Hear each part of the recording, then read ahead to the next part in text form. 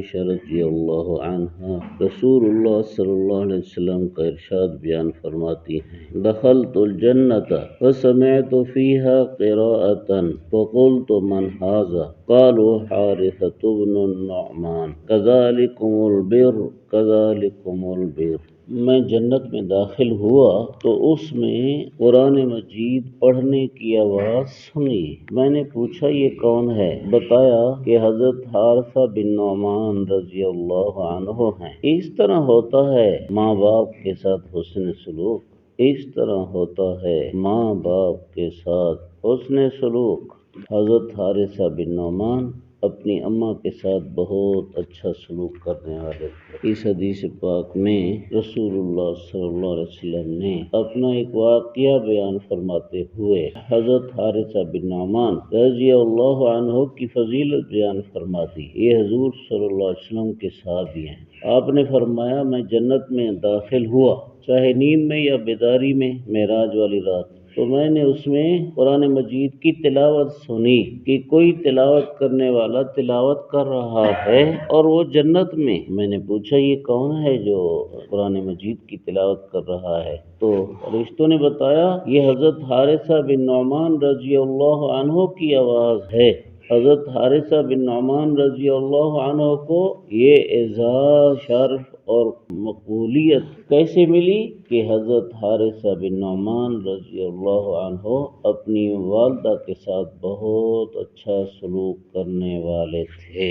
حضور صلی اللہ علیہ وسلم نے پھر یہ لفظ 2 بار فرمائے، کذالکم البر کذالکم البر۔ ایسا ہوتا ہے ماں باپ کے ساتھ حسن سلوک کا انجام، ایسا ہوتا ہے ماں باپ کے ساتھ حسن سلوک کا انجام۔ تو اس میں جہاں حضرت حارثہ بن نعمان رضی اللہ عنہ کی فضیلت بیان ہو گئی، وہاں ان کی اس فضیلت کا سبب اپنی والدہ کے ساتھ اچھا سلوک بیان ہوا، جس میں ترغیب ہے کہ میرے امتی بھی یہ عمل کریں تاکہ ان کو بھی حضرت حارثہ بن نعمان جیسے شرف اور فضیلت مل جائے۔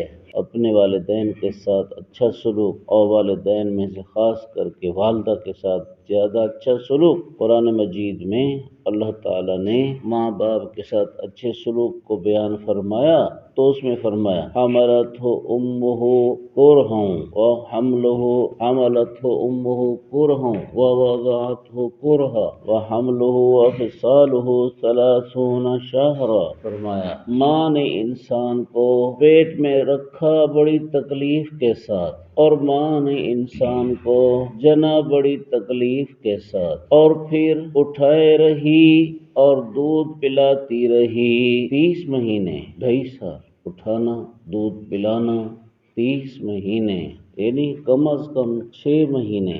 عام عادت تو 9 مہینے، 9 مہینے سے کچھ اوپر ہے، لیکن کم از کم پیٹ میں بچے کا ہونا 6 مہینے ہوتا ہے، باقی 2 سال دودھ پلانا ہوتا ہے۔ تو ماں نے پیٹ میں رکھا بھی تکلیف کے ساتھ اور جنا بھی تکلیف کے ساتھ، پھر اپنے جسم کے خون کا خلاصہ دودھ انسان کو پلایا۔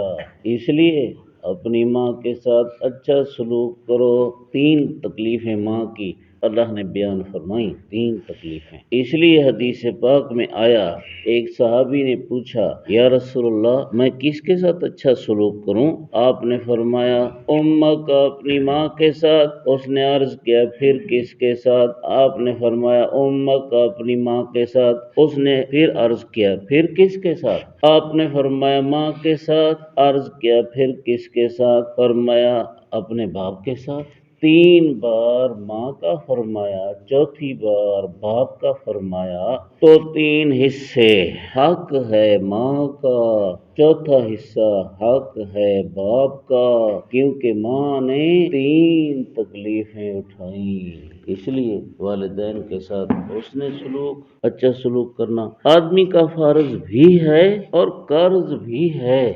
الحمدللہ رب العالمین۔